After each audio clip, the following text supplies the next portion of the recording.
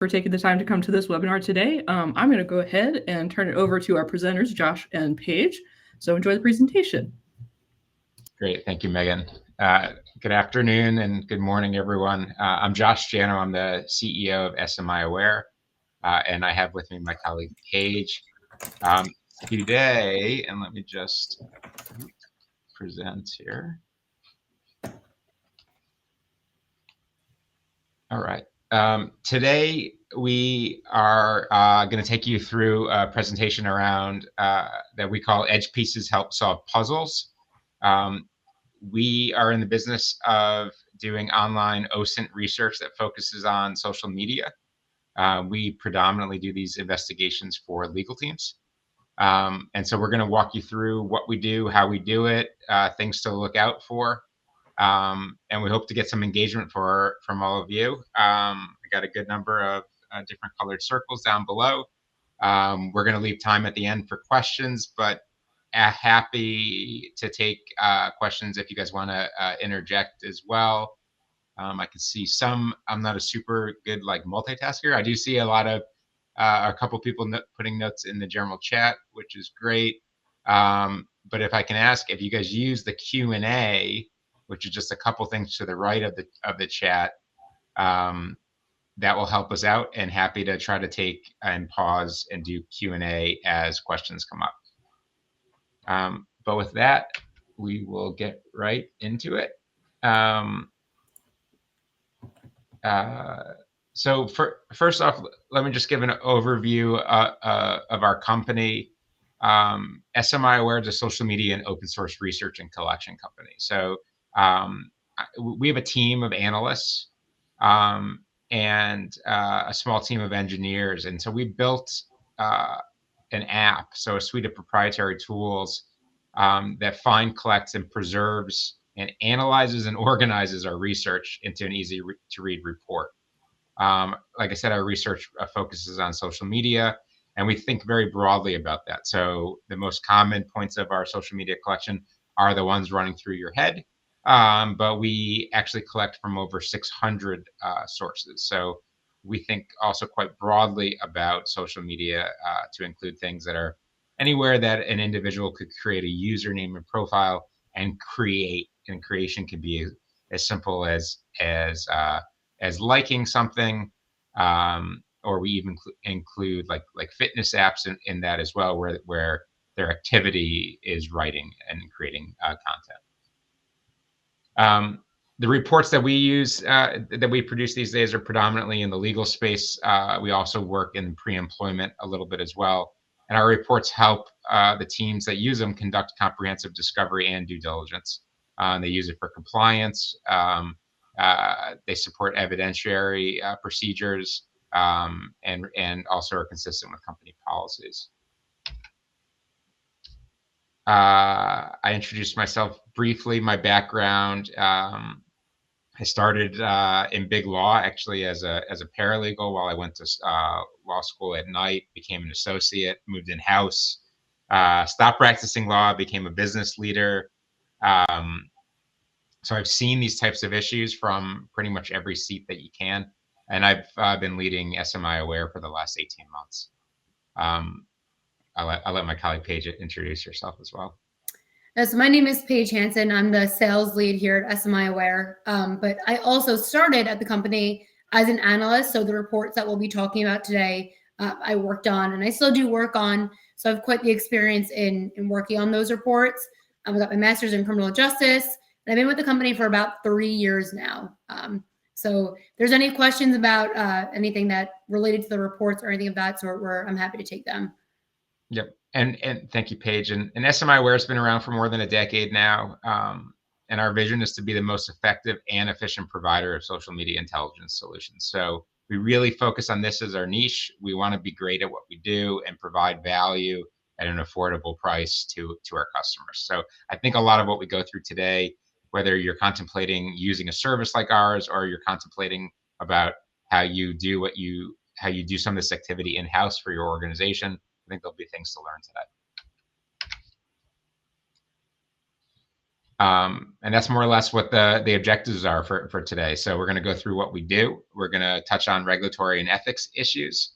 And then we're going to probably spend about half the time trying to make it real. We're going to review the types of information that we find and that can be found. And then we'll end, with a little bit of understanding how we can support you. Let's start with how research is conducted. I'll turn it over to Paige for a minute. And again, as questions come up, please post them in the Q&A, and we'll try to field them as we go along. Yeah, so setting the stage here, we're going to get into what is OSINT. So OSINT is open source intelligence, and when you really think about it, it's the collection and analysis of data gathered from open sources, paid and unpaid, any publicly available information. So you can get that from public records, images, videos, websites, social media platforms, which we'll be talking about in detail today, the dark web, and blogs as well. So those are all considered open source, or OSINT, if you will. And then we get into this depth of the web. So as you can see here, it's an iceberg, and it's just symbolizing there's many depths to the web that we can't even see at a first glance. So you have that surface web. You can see Wikipedia, Google, Amazon. And then in that gray, there's Facebook, Twitter, or X, and Pinterest. And it's surprising that it is in that gray area because there is a username required to access these accounts, or to get access to viewing other people's accounts. You need some sort of profile that's created. That's why it's considered not a subsection of the deep web, I guess you could say. And then there's also the deep web and the dark web, but there's many layers to the web that we just aren't able to see right off the bat because it's on the surface. You can only see what's publicly available. Yeah, and our focus tends to be in the surface web, and let's say the near surface as we get into deep web. We don't really do any dark web activity, and it's primarily because we try to validate that the information we provided is in fact associated with the subject that we were asked to do research on. So you're probably wondering, how do we do our research? So we start by, we get information provided by a client about the individual to us. We'll search for public records. Then our analysts, we're all human analysts. We're based in the US. We all went to university or college for something along these lines in the field of study. And then our analysts will individually search the most popular social media sites or open source platforms. Then we'll use relatives, associates to confirm the profiles and relevant web pages. So we use various forms of PII, or personal identifying information, to confirm. So that could be date of birth, known associates, any of those things could be something that we can confirm these profiles on. And then our analysts generate a list of the usernames for the subject and search for lesser known profiles. So we'll get into it in a little bit here, but there is over 600 social media platforms out there. It shocks me every day. I feel like I could now name, being at this job, a good portion of them. And then we'll integrate those findings into a comprehensive and dynamic report. And then we compose a report summary. So all of the findings, all that scope-related content we located, we comprehensively summarize it. All the source code and data is in that report and makes it really easy for the reader to digest. And our analysts, it's a combination of art and science, right? Because we have our skilled analysts that guide the search and they're looking for relevant information. And we're really special in that way because our team's able to look for expressions such as emojis, slang, cultural references. So if there's a post, which we'll see an example of later on the presentation, a post using emojis, or a post talking in slang, which people might not be familiar with, our team's able to analyze and interpret that. We can also evaluate images or videos. So if there's a background of something, if they're hiking when they're supposed to have a broken ankle, that is sure something that's of interest. And then we can also draw connections to associates and friends and relatives, map out their internet activities within a group. And then we can contextualize the data when relevant to the scope of the search.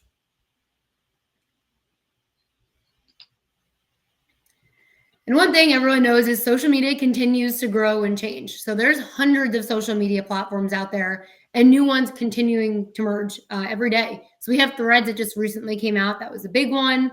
And the amount of content also grows on these platforms. So as people are continuing to post every day, the data that's out there is continuing to grow moment by moment. And then privacy and permission policies are also in a constant state of flux. And it's making the search and collection from every public place a challenge. So how do we deal with this? Our team and our leadership team, they're all in communication. And when there's a new change, a new policy, a new social media platform, we ensure to stay communicated. And that way we can stay on top of these changes and then adapt accordingly.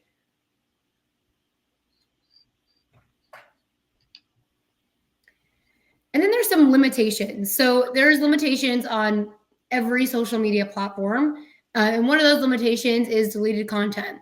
So all social media platforms allow for content to be deleted at any time. And this is completely up to the user when they want to delete. And, it's really up to how they want to do it. And deleted content cannot be reversed. So once it's deleted, it is a permanent action, and we're unable to capture any deleted content. So one of the ways that a solution for that is timely discovery and research. So ensuring that we get in there before they have the chance to delete any of that content. And then there's private content. All platforms allow some degree of privacy settings. For example, Instagram, you can either be private or public. Facebook allows for there's degrees of privacy. So you can have your posts hidden, you can have your photos hidden. But at the end of the day, there are privacy settings that can be put on any platform. And it does limit and conceal publicly available information then. But just because the profile is private doesn't mean it's not necessarily useful to our search. We can still find that the profile exists. We have their landing page. We have the link to the actual profile. And then we also have the source code to that profile too. And then the username can lead us to other different profiles that are relevant. For example, maybe they have a open Twitter account that we didn't locate right away. Now we have via the Instagram. So there's a bunch of different things that we can do. You can make it a part of your formal discovery. We can associate search. We can keyword search on other profiles for relevant information. And we can also monitor. We can check this profile daily, weekly, monthly to check for any relevant content. If they happen to maybe take a privacy setting off, we can certainly capture that as well. And then some popular social media limitations. So like I said, there's 600, but these are the ones that when you think social media, you think of off the top of your head. You have your Facebook, Instagram, Snapchat, TikTok, and X/Twitter. So both Facebook, Instagram, Snapchat, and TikTok allow for stories to be shared, but they do automatically disappear after 24 hours. And the only way to access them after that 24 hours would be if the user chose to post them on a collection of highlights or reels. Otherwise, once that post has been or has expired and been automatically deleted, we're unable to access it. And then Instagram also has a feature where you can archive posts. So instead of deleting, they can archive a post, and at any time they can actually choose to put it right back up. So we can look at something and see that there's no post of them doing what we were looking for, and then they actually change that privacy setting a week or two later. And then just for X purposes, we are limited on the number of tweets that we can read in a day. This just depends on your verification status. And to counteract that, we can keyword search. So keyword searching, though, does have its accuracy and ability is limited, again, just on X's privacy policies and how they operate. But there are things that we can do to ensure that we are finding that relevant content that you want us to locate. Paige, we have a question in here about whether there's any application software to capture old information. Can you clarify, I'm not sure which way the questioner is meaning it, but how we go back in time to collect old information versus if they mean, deleted information. So delineate between a 10-year-old post and a deleted post. Yeah, so that's a really great question. So a deleted post, if it was posted in 2010 and it's been deleted, we're unable to access that. But if someone posted in 2010, the content was still there, the way that we locate or go back in time, if you will, is keyword searching. So we could, if there's a date of loss that we're looking for, or there's an injury that had happened at a specific time, we might hone in on that specific time frame to see if there's any content related to, in that time frame that we have. We can also keyword search. So if there's something in specific, like an associate name or an injury name or a product, we can keyword search that, and all the posts that we're looking for, if they were posted in that time frame, would come back for us to view. Great. Thanks, Paige. And thanks for the question. And then as we get into scoping our search, so balancing a comprehensive search against collecting relevant data does prove to be a significant challenge. So there's a ton of content out there, like I had mentioned already, and the value of our team or human analysts in general, it allows for minimizing over-inclusiveness. So you're not getting everything on their profile, but it also minimizes under-inclusiveness. So you're getting alias accounts if that individual has them. You're getting content of the subject specifically drinking on this day. So having that human analyst allows for both the under-inclusiveness to be included or minimized, as well as the over-inclusiveness. And then scoping a search, it does have challenges. You do want, there's irrelevant details that might not be necessarily important, but we have to establish parameters. So having these parameters set allows for a really good scope to be set, and that way we can search for what you're looking for. For example, date ranges, case types, keywords of interest, and then that allows us to implement a scalable process that allows our team to take a quick look at the scope and then search for exactly what it is that you're looking for. And I always like to say experience matters. I take a quick look at a scope and it could be involving a medical lawsuit, and I pretty much know exactly what it will be that I'm looking for. I'm looking for hospital, I'm looking for injury, I'm looking for the subject potentially drinking. So that just shows that the experience does matter when you're dealing with scoping. Paige, we got a couple more questions. So first is around, they're talking about creating sock puppets, but can you just give a little bit of an overview of how we create our alias accounts for our analysts to use? Yeah, so our analysts, they create these alias accounts. And one thing that I would like to know is that we're not interacting with any of the profiles. So we're not liking anything, we're not commenting on anything. We're certainly not, asking to follow someone or trying to be their friend on Facebook. So everything that we're doing, we might have to post a photo on our profile to ensure that it's a verified account. But all of the identity of the analyst is not posted on the profile. So it's an alias name. Sometimes we even use an alias employment to, further that alias, but we're not using any information that can be linked back to our company or the client's company either. And again, not interacting with the subject as well. And then so you are right, there is a lot of verification that has to be done in order to have one of these accounts. So our team works with, each other. There's always a new verification process, or there's always a new thing that comes out that we have to be on top of. So that just goes back to that point that I made previously, that we're just ensuring that we're staying on top of those verification processes and working around them as best as we can. Thanks, Paige. I'll take this other question, which is it's asking to differentiate what we do at SMI Aware from it's saying from LexisNexis, but maybe I'll just it's harder for me to say exactly how LexisNexis what part of that you're referencing, but let me try to highlight what we do that I think differentiates ourselves from a lot of other services there that are out in the market. It's probably a combination of four things. The first thing that we do is we spend a good amount of time ensuring that we're minimizing under-inclusiveness. So a lot of research that is automated that's out there will, as a result, be a bit cursory. And so that secondary or tertiary play of using personally identifiable information to triangulate and find alias accounts are where we're differentiating ourselves in terms of getting that scope in our scope. The second thing we're doing is we're also removing from those automated returns false positives. So there's junk that comes in with a lot of more automated returns, and we're removing that as well.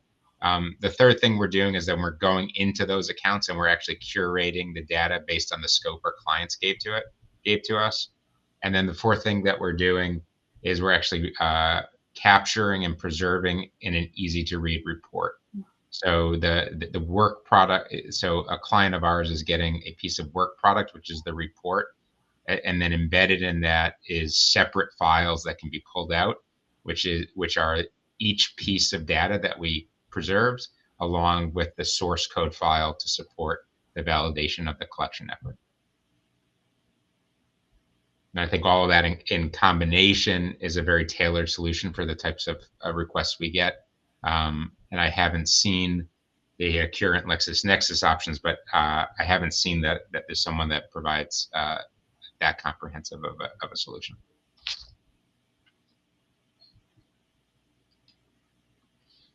So getting into it now, some scope examples. So this is, there's two ways that you can go about building a scope. We can have a generalized scope, or you can get a specific scope. So this could be, a lot of the times clients will come to us and I'll work with them to kind of build this scope. But a generalized scope could be just, you want all their social media platforms. You want to see what's out there. You want all their public records. You want any web results that they might be mentioned in. And that would all be included in a generalized scope. Or you can be a bit more specific. So you want us to find evidence of something. A specific example of that could be looking for a product, a company name, relatives, relevant dates, timelines, keywords of interest. So in the bottom paragraph right there, we were actually looking for, it was a product liability case. So we were looking for any mention of a product, any mention of injuries or hospital stays. We were looking for any competitor products or environmental factors. So this was quite a build out scope that we had, and it allowed us to find some really great content for the client. And having a scope allows us to bring structured to unstructured data. So as I said before, there's large lakes of data. And in doing so, we have specialized tools and techniques to find and curate and analyze all this data to compile it into a report. I think Josh already kind of touched on this, but our report is very readable. It's easy to digest, and all that information, instead of having hundreds and hundreds of pages of Facebook posts or Twitter posts, you now have a very scaled down version of what it is that you want to look at, or what it is that you want, that you're interested in reading. All right. Well, we're going to take a minute now and go through regulatory and ethics considerations. And again, I appreciate the questions that are coming in. We'll try to continue to answer them as they come in. They're great. And they're sort of adding to it from where we can see. So I hope that we're giving you good answers to those. In the regulatory and ethics space, I really like to start here. And we deal a lot with attorneys, and I know that's not exactly the forum here, but I think it still has a lot of applicability in saying, you know, a lot of folks are afraid of what they might know, and they kind of don't want to open up the proverbial can of worms. But I always find it interesting that this case that's now, you know, a decade plus old, you know, the judge spoke to the idea that there's a minimum amount of diligence that you need to be doing in whatever you're doing, and that from his perspective, professional competence for attorneys would include taking the time to investigate social networking sites. I think, you know, it's hard to imagine other than the very, very small matters where basic diligence would not include open source data collection like we do, and like a lot of you guys do. Because you have the opportunity to do it quickly, comprehensively. You can preserve it consistent with evidentiary rules if that's important to your matter. And if you're skilled in it, you can do it without subjecting yourselves to a lot of the risks. Without interacting, without revealing your identity. And you can do it without accessing private information. A good scoped report can have a good scoped return. And there's a lot of consequences if you don't do the minimal diligence. you can, some of this stuff, as Paige was highlighting, isn't preserved in forever. You could lose that crucial evidence. Not learning it early weakens your ability to create a good strategy for what you want to do with your matter. You have your hands tied during the early parts of a case and potentially effectively countering opposing claims. You might get missed insight into credibility, so the credibility of the claimant might be brought into question. You're going to reduce your leverage in negotiating outcomes. There can be spoliation issues if you had a duty to preserve. And you're going to be inaccurate in your damage assessment. Overall, it's increasing the likelihood that you're driving costs and potentially delay.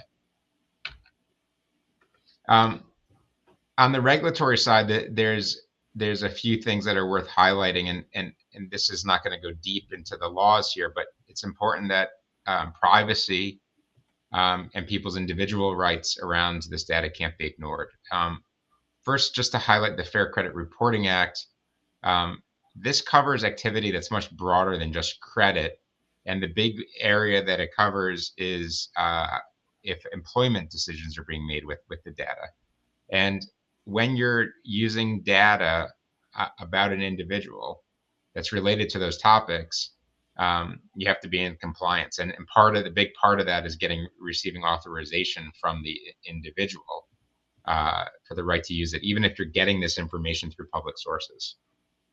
The other areas are really around privacy.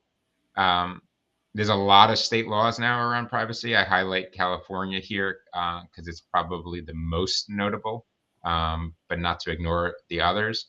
And this is giving privacy rights to information about individuals that are residents in the state of California, where they get rights to know, delete, and opt out of personal data collection if certain parameters are being met, and those means like most personal data collection. And this includes the type of activity that we're talking about today. So this includes taking a picture of someone's public Facebook account, to use an example, and making a copy of it and putting it into a report. That could trigger this obligation, depending on why you're doing it and who's doing it. And finally, these types of privacy rules are not only state laws, but there's a whole privacy regime that exists outside of the U.S. If your research covers these types of areas, and the most notable there is what is often referred to as GDPR, which is the General Data Protection Regulation for the European Union. And it's similar to the ones we were talking about before, which create rules around consent, collection limits, and proper data storage. It's not that you can't do this stuff, but you need to work through the fact patterns and tie that into the tailoring of the scope and the collection efforts so that they relate to your underlying business needs, and can be tailored appropriately, and you can defend that. A couple questions. Does HIPAA come under legal rules for a specific state or county? So HIPAA is like another piece. I don't want to get over my skis and speak to stuff that's beyond my knowledge, but HIPAA has to do with the regulation of information that relates to medical records. It's a federal obligation. So I can't speak to whether or not any county or state has an equivalent one, but absolutely, if you're collecting information that is covered by HIPAA, you'll have to be obligated to follow HIPAA. And in our space, that is less about what we're collecting because it's generally publicly available information. So someone's already disclosed it. Where it comes into place for us and might for you is sometimes our clients are requesting already have access to HIPAA information, and then you have to make sure that you're continuing to use that information consistent with HIPAA regulations. The second question is also a good one. If the individual account is public, will there be any problem with privacy rules? And the answer is that the privacy rules apply whether or not the account is public. So because a lot of this has to do with consent. So it's actually a little bit the opposite of how the question is structured. If you have a private account, and it will necessitate getting permission of the account holder to gain access to the account. It's the definition of privacy. And so that permission will in all likelihood satisfy the permission requirements of the underlying regulation you have to comply with. And if it's public, you don't need permission to get the information from a practical, from a search perspective, but you may still need that permission from a Fair Credit Reporting Act perspective. And then one more question, if you prepare the report, do you also send someone to testify to it in court? So I'm going to hold on that one because I'm going to answer that question. I'll leave it up on the board, please, but I'll answer that question in a slide or two.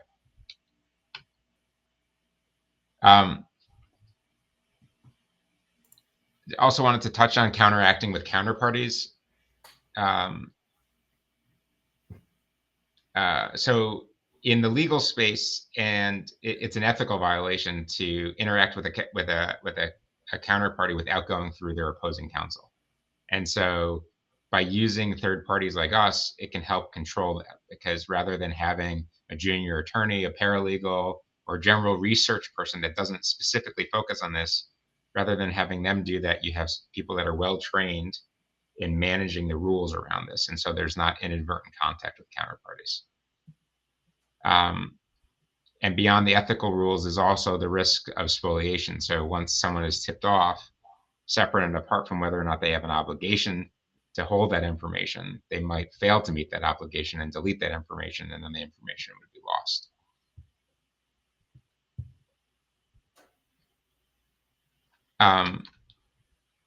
So I'm going to come back to the AI question in a second. I see it. But first, let me get through one or two more things here.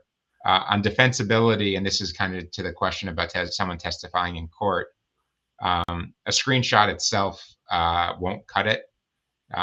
What we do is within the reports we produce, beyond having a screenshot, every screenshot is supported by a secondary file that includes the source code data.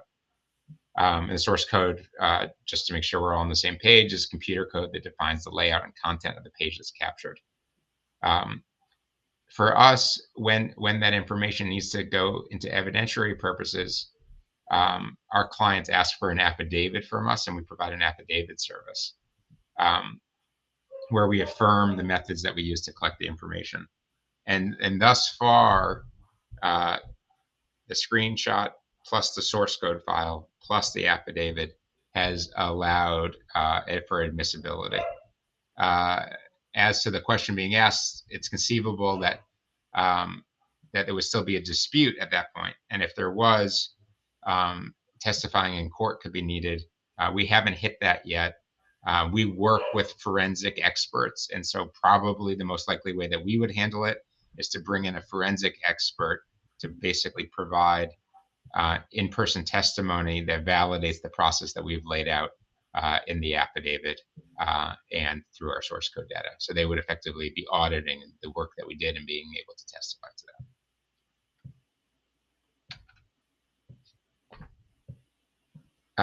And so that's, you know, I kind of have hit this already, and that's how we build the chain of custody. There's also another question up here around, can the report be manipulated by AI? I'm not exactly sure where we're going with the AI question, so let me try to touch on the AI question more broadly. And please post a follow-up question if I don't touch on where you were driving with that question. Within our process, we don't embed any sort of AI finding technology. So it's certainly conceivable that something that we find that, let's say, is identified as a post on Page's Facebook post could be AI generated. We're capturing it. There would need to be sort of a forensic team that would come in if there was a belief that that might not be created by the individual, but somehow through AI. So that's how AI can be addressed there. As to the reports ourselves, in the sense that anything could be manipulated by AI, I guess that's a true statement. I think the broader point is we give a copy of what we produce to our clients, and we maintain a copy. So we're able to, all the way to the time that it's going into court, be able to defend that we had the chain of custody of the report, plus the source code, plus the affidavit, potentially with a forensic investigator auditing our process. And that would be the evidence to show, to sort of dispute any claim that AI or anything somehow manipulated the information that we had presented. Good questions. Appreciate them. All right, so that's kind of the ethics and the regulatory piece. Definitely keep the questions going. And now we're going to pass it back to Paige. I think this is the most interesting part, is really bringing to life all the types of data or types of information that can be found and that we do find, week in and week out. Thank you, Josh. So we mentioned that there is over 600 social media platforms. So we listed a few that we actually located in our reports in the last 500 reports. So you have your most popular, you have your Facebook, your Instagram, your LinkedIn, Pinterest, TikTok. And then you look at this other, and this isn't even including all of them, but you have Etsy, you have Cash App, you have PayPal, Snapchat, SoundCloud, Yelp, all these other different profiles that you wouldn't necessarily expect to be a social media platform, but they are, and we do include them in our platforms.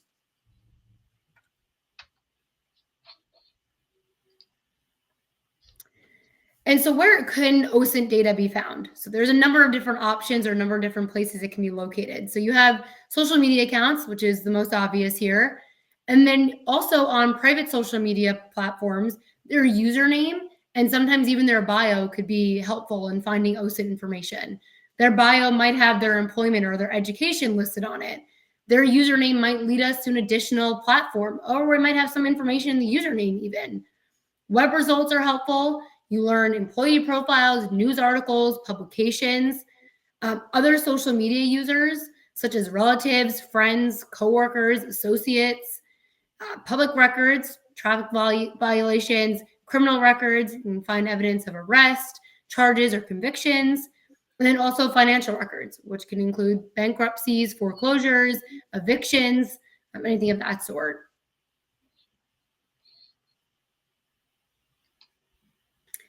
So we locate information with veracity. Each finding is scrutinized for credibility by a human analyst. That's another factor, like I had mentioned before, is our analysts are scrutinizing this. They're analyzing what we have located. So we're identifying and evaluating for reputation, motives, or bias. We're also checking, does the documentation support this claim? Is the evidence consistent with the established facts of the case? Is it a timely or relevant scope of the search? Are there cultural or societal or political influences? Also, is it logical? Does the evidence match the other patterns of behavior that we located, or the patterns of behavior that the client has? And that's all things that we scrutinize. So this is now the fun part, as Josh mentioned. This is the content that we have collected from some of our reports. And I want to call your attention to the photo right in the middle there. So Strava is an application, a social media platform where you can post your workouts, your runs, your hikes on this specific platform. And this is really interesting because this profile that we have right here, was claiming that they were injured or that they had a medical history.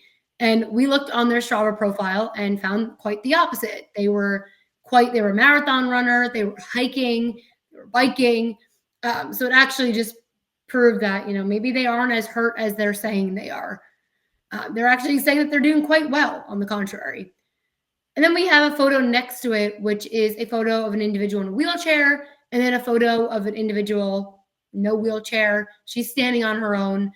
So clearly she had overcame the injury. And again, she's proving she's doing quite well and active now. And again, just kind of tying this back to the title of our presentation today, you can see how these could be edge pieces to solve the puzzle. So there's like a low likelihood that we find the quote unquote smoking gun, but the idea that these types of information can animate other information that you found from other sources is really a much more likely outcome.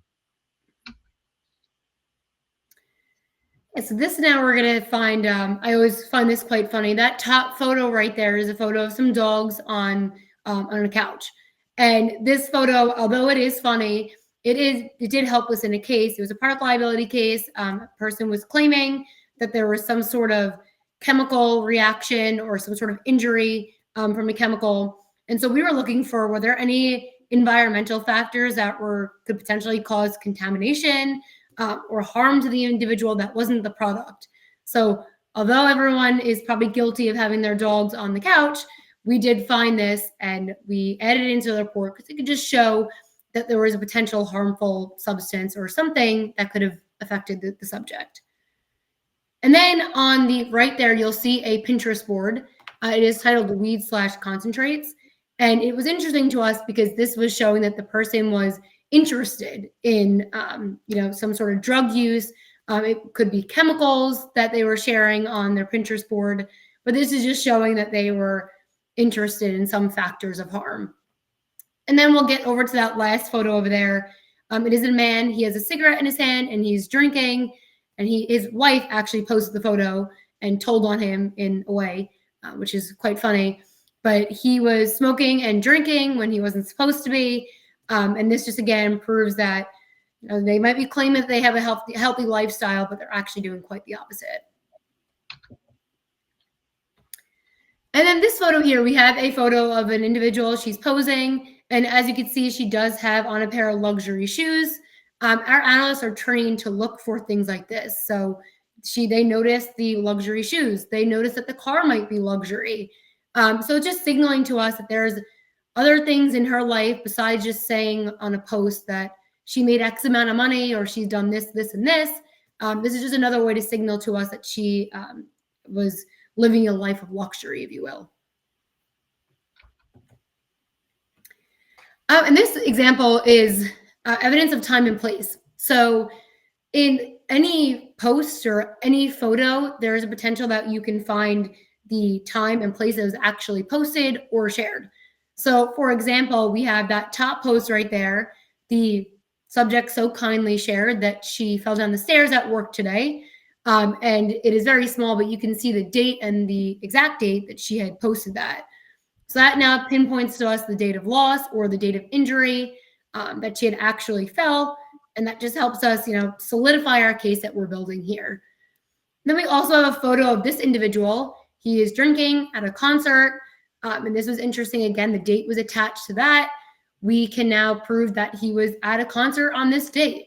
And if we even want to, we can go further into it. We can find maybe what stadium he was at. Maybe we can find what concert he was attending. Maybe it's, relevant. Maybe he was attending some sort of rally or political protest, and we're able to actually pinpoint that based on the date and the background of the photo. And a lot of the times, sometimes people post photos of, happy birthday and a photo of a cake. And this could help us confirm their date of birth, which can help us confirm other profiles. I remember one time I was looking into a case, I need to confirm this individual's age, and they did it for me right on their Instagram profile. So that is examples of evidence of time and place. And this is some examples of compliance or lack thereof, we should say. At the top here, we have the individual is talking about just getting settled into their job. They were finally getting comfortable, and now they were looking for a second job to have. This is obviously misusing company's time and disobeying the company's enacted social media policy. So we did locate that this individual was trying to find another job, even though they weren't supposed to be doing so based on their employer's rules. And then that photo at the bottom, it looked like the subject was posting a photo of some Palestine protest or some sort of rally, whatever it might have been. But it showed that this was a really interesting case. Actually, the law firm that we were working with was interested, since this was a hot issue, or it still is. They were looking for screening students and looking for any political content they might have.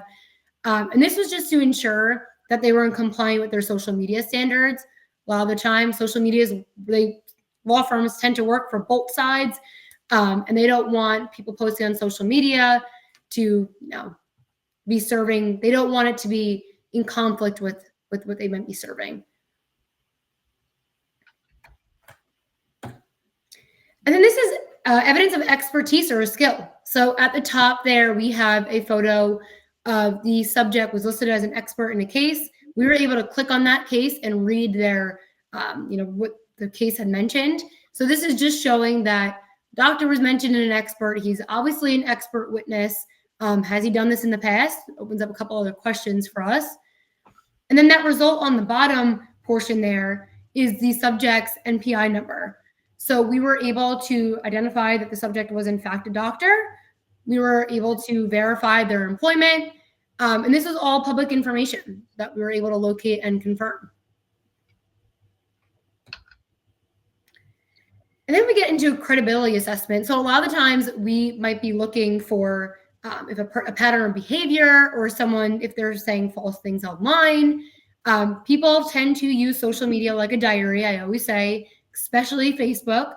Sometimes there's no censor on what people are sharing or what people are saying on their accounts, especially if they have a fake account and they think that no one can find it and they're just talking completely uncensored on this account.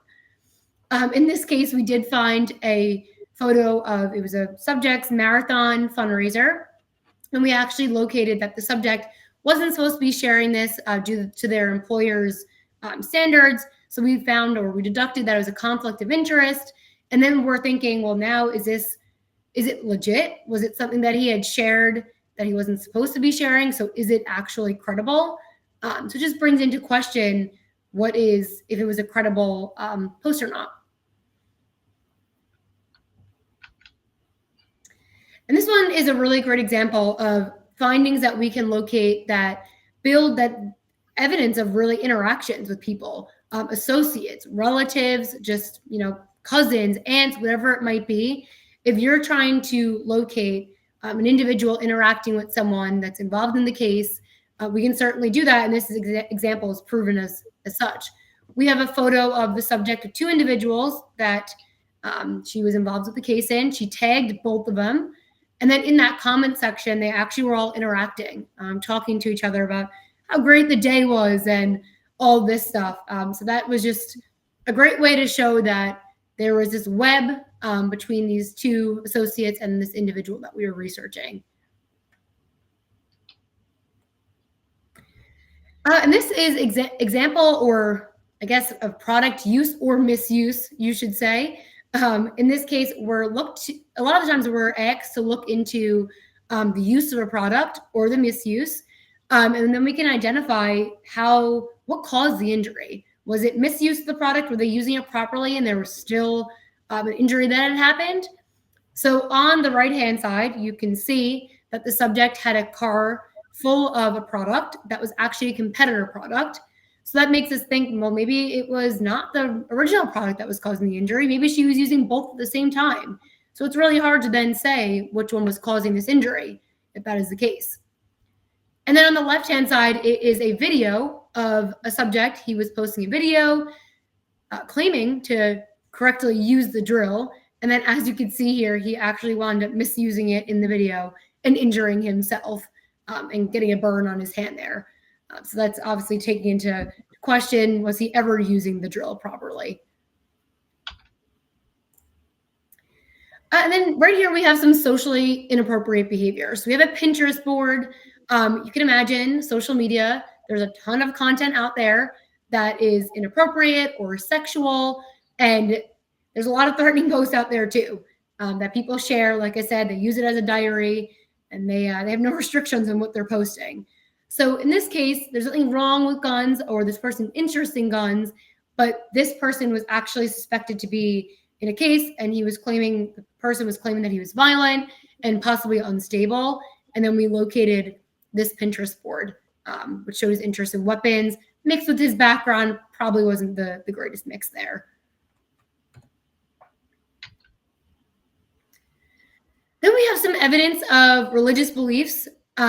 When you post your strongly held beliefs on social media, sometimes they can come back to bite you.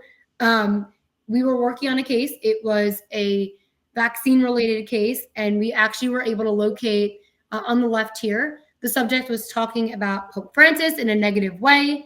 And this could just show that the person has some negative views and actually counteracts the claim that they were making in regard to the lawsuit that we were working on. And then on the right there, similar to the post over there, we have a Pinterest board of these persons' anti-religion views, which again could just be relevant if there's a certain case that we're working on, or the legitimacy of the case, I should say. And so all the things I've shared so far, you can probably see how they would be used online. But this gets interesting here. And there are people that openly engage in criminal activity online, but they try to hide it. For example, you see on the left-hand side, the individual says, at least her cart is full with a moon emoji. And this might seem that there's really no suspicion. I mean, he's just using a moon emoji. Maybe he's talking about groceries. What this actually means is, it's interesting. The moon emoji commonly is used to symbolize to the moon or take it to the moon, and it signals for shareholders to buy or hold their shares. So this was something that maybe at first glance someone wouldn't know, but there was a deeper meaning to it. And then on the right, there is some gang signs that this person was using. In the emojis on the bottom comment there, they were using various different emojis to signal some gang activity, which again, you might look at it real quick and say, oh, nothing's really amiss here, but actually does have quite a deeper meaning to it. We got a few questions. First, if the poster that's asking about LE, if they can spell out what that stands for, that would be helpful to me. I'm going to take some of the other questions in the meantime. First, how do we find individuals who are posting the same content on different social media with different aliases? Paige, do you want to talk a little bit about that? Yeah, so obviously, so my name is Paige Hansen. So I would find my Facebook account quite easily. I'm based in New York, but sometimes there are other accounts that have maybe go by my first name and middle name, or maybe I have a SoundCloud rapper name. I do not, but maybe I do. And the way we find that is a lot of the times through associates. So sometimes the associate could be following both accounts, both the actual one and the one that is an alias. We could find it through usernames. So if they have a similar used username, we can find it through that.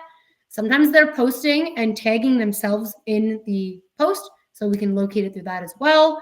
And then other times we might have public records that signify their middle name. So we could do a search on just first name and middle name if we're having trouble locating the subject and find it that way. So there's various different ways that we can locate the subject's alias names and alias accounts. And I would say that our team got quite good at it as it's becoming more popular over the years. Yeah, and all of that we're doing at the beginning. So it's really the triangulation of personal identifying information to find more and more associated usernames. That helps us do that. The other question was around law enforcement. Thank you for clarifying that for me. The question is, what percentage of our clients are law enforcement, and what can we do for law enforcement that they can't do on their own? Today, we don't really serve law enforcement, and it's not to say that we can't. It's just to say that that hasn't been a market area that we've focused on yet. So. But to the second part of the question is, what can we do for law enforcement? There's a few things. I mean, it's absolutely the case that you can do this type of investigation on your own. I think, for whether it's law enforcement or a well-trained research department at a law firm, the answer is more or less the same, and which is that we focus on this type of research each and every day. So what makes us great is that our analysts and our engineers that are maintaining our app have a very strong internal feedback loop. And so we're regularly making modifications to our application to better support our analysts. And this is allowing them to be more effective, meaning finding more and more of these alias accounts, and more efficient, meaning that we can do this at a price point that allows people to use us. And so as law enforcement, I think the question of whether or not you want to use a service like us is about how you're prioritizing your own resources.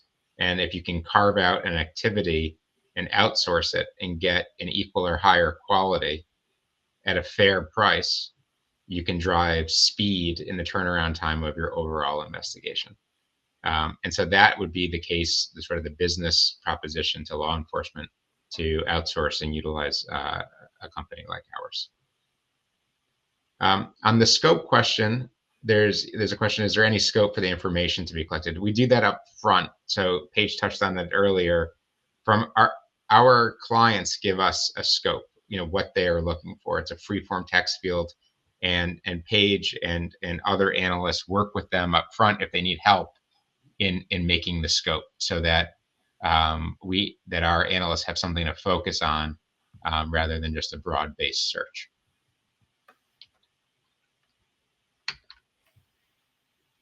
So let me just wrap up here by saying that we do try to do this efficiently and effectively, and this might come to some of those earlier questions. We're using an organization like ours. You can have confidence that the due diligence has been conducted and conducted thoroughly. You can have confidence that we're cutting out the noise without cutting out the relevant stuff. So we're matching your scope parameters so that you can actually use the information quite quickly. We don't leave additional fat to wade through. You can be confident that it's collected in a way that you can have proof of existence, and that we're securely storing the information as well. And as I mentioned before, we produce this in an easy to read report, and we've tried to price this at a way that really all potential users can access this. The deep report, which is what we went through today, is $500 a search. It gives you a very comprehensive search. When I talk to lawyers, you're talking about well less than one billable hour in that world. You don't need any subscription, and there's no other startup costs, so it's an easy thing to trial and use. And we're always innovating. So this internal feedback loop that I mentioned allows us to stay on point with being really critical and quality in the types of searches that we do and the focus that we have on that. So there'll be, every year we have improvements to our application. So it keeps the quality high. And then in addition, later this year, we'll be rolling out an API. So we'll be able to integrate for frequent users into applications that are sort of their primary application for doing their work. So they don't necessarily have to come to us to get to request the information or to get the information. Another question: how do I measure success, and what are our biggest challenges in the coming years? For us, we measure success in a number of ways. First, all of our clients, we continue to get repeat business from. I'd have to go deep into our history to see if we've had a recurring client that stopped using us. Certainly that hasn't happened in the last 18 months. And we're still small enough that I can take qualitative measurements of our success. So all of our frequent users I talk to, so I understand why we're being successful. So I have a long list of qualitative responses as to why we're being successful. And the biggest challenges in this space, whether it's for us or others, is that social media information is not designed to be mass consumed. The social media platforms want to manage their data so that they can leverage it for profit. The benefit for that is that organizations like ours can develop expertise in gaining that information on behalf of others, but that also presents a risk as well.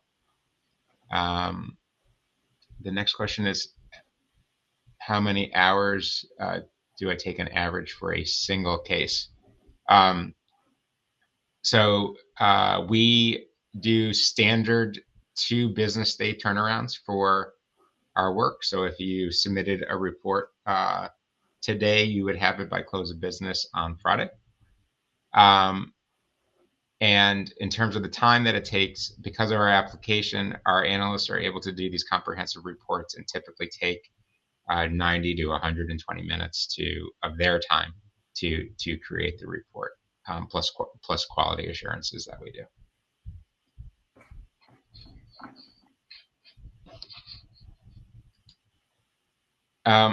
So just final key takeaways.